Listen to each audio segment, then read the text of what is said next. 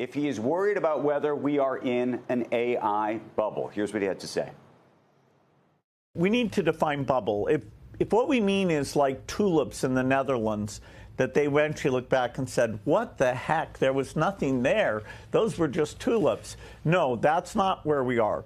If you mean it's like the internet bubble, where in the end something very profound happened, the world was very different, some companies succeeded, but a lot of the companies were kind of Me Too, fell behind, burning capital companies. Absolutely, there are a ton of these investments that will be dead ends. And you look at all of the investments that are being made today by some of the big tech companies, some companies who are not making money on AI yet, but are making massive commitments to chip makers and data centers, and say this math makes sense?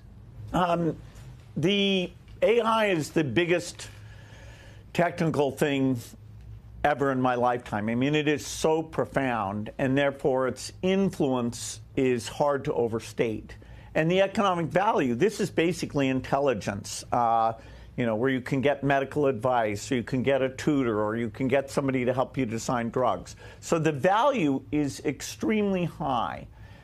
Just like creating the internet ended up being, in net, very, very valuable. But you have a frenzy, and you know, some of these companies will be glad they spent all this money.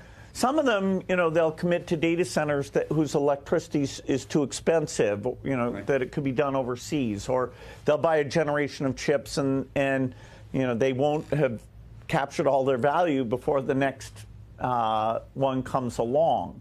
But you know, if you want to be a tech company, you don't get to say no.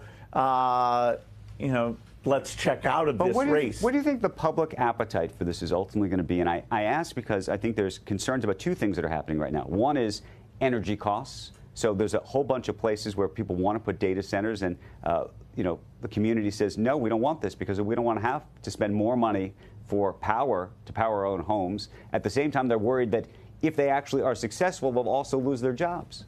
We need to put things like terapower nuclear reactors in places where it's very clear that you're not raising the residents' electricity bills because that's being put in there. Historically, nuclear was done in a way that the utility bore a lot of that liability.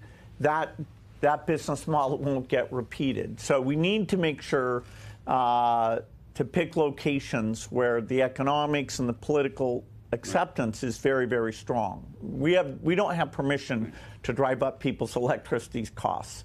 You know, in terms of the jobs, this is going to take some period of time. But yes, although it hasn't been seen in large numbers, over the next several years, there will be some impact on the job market. Nowadays, when you say that, some people are like, oh, how can you